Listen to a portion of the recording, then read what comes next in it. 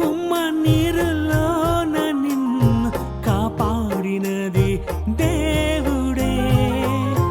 గర్భమందు నీరు ఉన్నా బ్రతికి ఉన్నావు అందుకే.